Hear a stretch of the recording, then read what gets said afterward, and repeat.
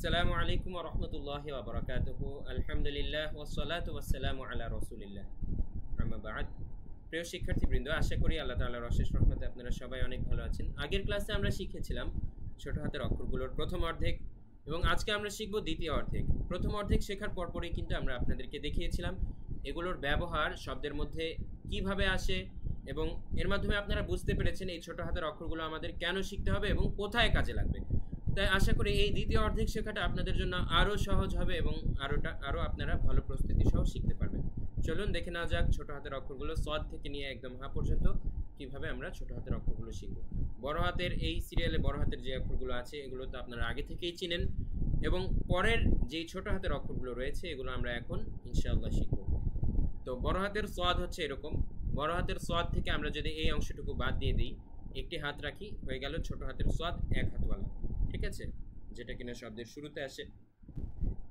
এবং এই সাইডে যদি আমরা আরেকটি হাত যোগ করে দিই, এই যে, তাহলে হয়ে গেল দুই হাতওয়ালা সদ। সবাই একসাথে বলুন সদ সদ সদ, ঠিক আছে। আমি শুরুতে আবার বলে নিচ্ছি, আপনারা কিন্তু প্রত্যেকটা হরফ লিখে লিখে প্র্যাকটিস করবেন। কিভাবে?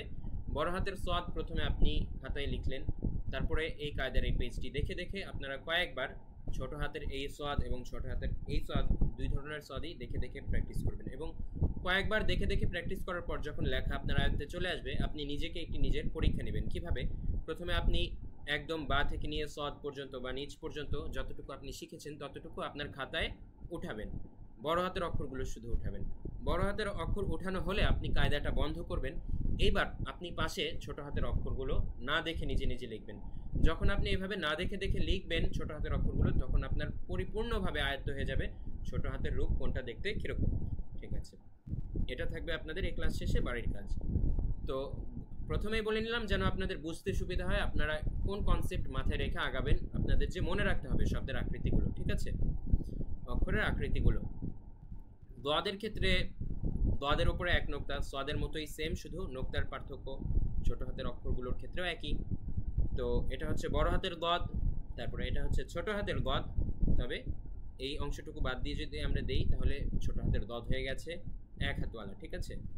এবং ডান পাশে আরেকটি হাত যোগ করলে আমাদের হয়ে গেল ছোট হাতের আরেকটি দদ দুই হাতওয়ালা, ঠিক আছে। সবাই একসাথে বলুন দদ দদ দদ। এবার আমরা শিখবো আইন আইন আইন আইন। এখন দেখুন, আইনের ক্ষেত্রে আমরা যদি এই অংশটুকু বড় হাতের আইন থেকে বাদ দিয়ে দেই তাহলে কিন্তু ছোট হাতের আইন হয়ে গেছে। এটা হচ্ছে বড় হাতের আইন, এটা এক হাতওয়ালা ছোট হাতের আইন, ঠিক আছে। তো ছোট হাতের আইনের মধ্যে এটার মধ্যে এক হাত এবং এটা হচ্ছে আরেকটা ছোট হাতের আইন, তবে এটার দুই হাত। তবে দেখুন এটার মধ্যে কিন্তু একটু ভিন্নতা রয়েছে। এটার মাথাটা হবে একটু তিন কোণা এবং ডার্ক কালো তিন কোণার মধ্যে থাকবে, এটা হচ্ছে আইন, ঠিক আছে।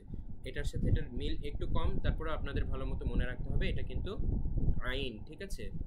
আইন আইন আইন। এটা হচ্ছে এক হাতওয়ালা আইন, এটা হচ্ছে দুই হাতওয়ালা আইন, ঠিক আছে। আইন খালি, আইনের উপরে কোনো নোক্তা নেই।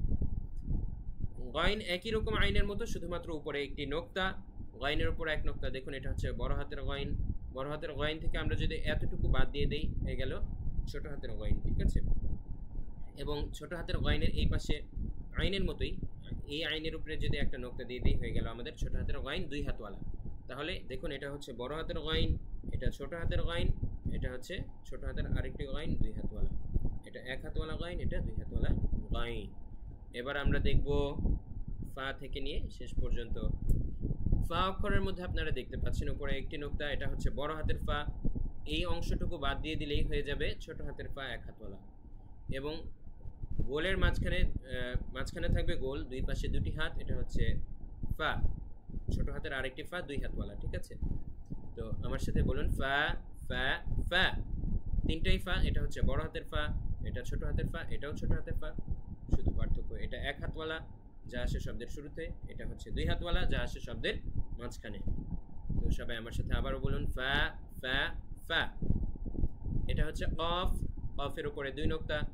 এই পাশের হাত আমরা যদি অফ থেকে এই পাশের অংশটুকু বাদ দিয়ে দিই হয়ে গেল এক হাতওয়ালা ছোট হাতের অফ। এবং মাঝখানে গোল, দুই পাশে দুটি হাত, সেটি হচ্ছে দুই হাতের অফ ছোট হাতের, ঠিক আছে।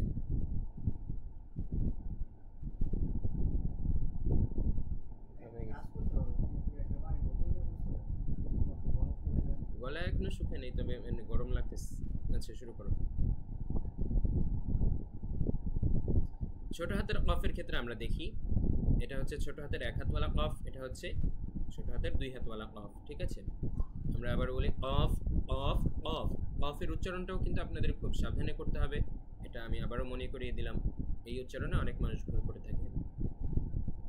তো এক হাতওয়ালা কফ হচ্ছে বাম দিকে শুধু হাত, দুই হাতওয়ালা কফ দুই দিকে হাত। ঠিক আছে, এটা হচ্ছে কাফ, বড় হাতের কাফ। তারপরে এটা হচ্ছে ছোট হাতের কাফ এক হাতওয়ালা, এবং এটাও ছোট হাতের কাফ দুই হাতওয়ালা। ছোট হাতের দুটি কাফ প্রায় একই রকম, শুধুমাত্র এটার মধ্যে একটি হাত, এটার মধ্যে দুটি হাত।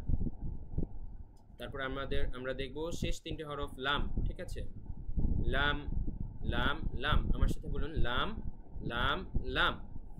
এটা হচ্ছে বড় হাতের লাম, এটা ছোট হাতের লাম এক হাতওয়ালা। এটা হচ্ছে ছোট হাতের লাম এক হাতওয়ালা, এবং এটাও ছোট হাতের লাম দুই হাতওয়ালা। এটা হচ্ছে মিম, বড় হাতের মিম। এটা হচ্ছেও মিম, ছোট হাতের মিম বাট এক হাতওয়ালা, এবং এটাও মিম দুই হাতওয়ালা, দুই পাশে দুটি হাত আপনারা দেখতে পাচ্ছেন। ভালো করে চিনে রাখবেন, মিম মিম মিম। আমার সাথে বলুন মিম মিম মিম। এবং সর্বশেষ আমরা যেটি দেখব খুবই গুরুত্বপূর্ণ, এটি পড়ানোর আগে একটি কথা বলে নেই। এই পর্যন্ত আমরা যতগুলো হরফের ছোট হাতের রূপ শিখেছি প্রত্যেকটারই কিন্তু প্রত্যেকটা হরফের তিনটি রূপ। ঠিক আছে, একটা হচ্ছে বড় হাতের রূপ, বাকি দুইটা ছোট হাতের রূপ। ছোট হাতের রূপ একটা হচ্ছে এক হাতওয়ালা আর একটা হচ্ছে দুই হাতওয়ালা। কিন্তু কিছু কিছু হরফ কিন্তু আছে যেগুলোর কোনো ছোট হাতের রূপ হয় না, যেমন দাল দাল র ঝা, আমরা আগের পেজে সেগুলো পড়ে এসেছিলাম। দাল দাল র ঝা এগুলো কিন্তু কোনো ছোট হাতের রূপ হয় না, কেননা এগুলো কোনো অক্ষরের সাথে শব্দের মাঝখানে কোনো অক্ষরের সাথে সংযুক্ত হয় না, আলাদাভাবে আসে। এই জন্য দাল দাল র ঝা এগুলোর কোনো ছোট হাতের রূপ হয় না।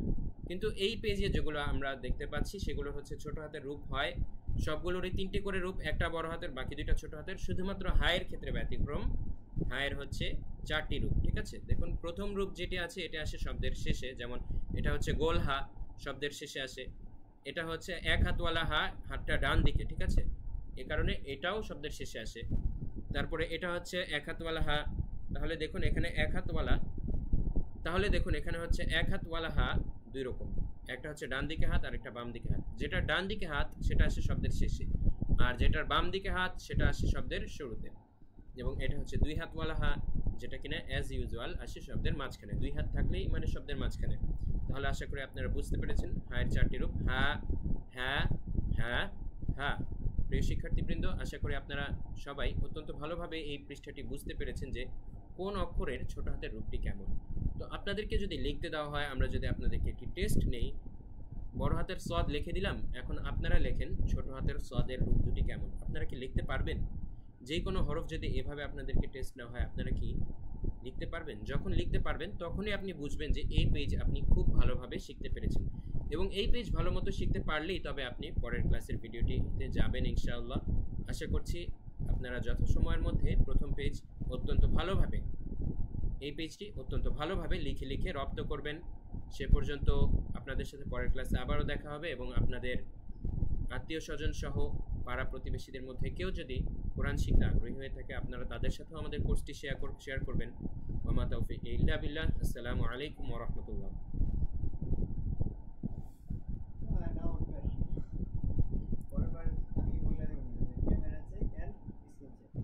এবার তো 9 মিনিট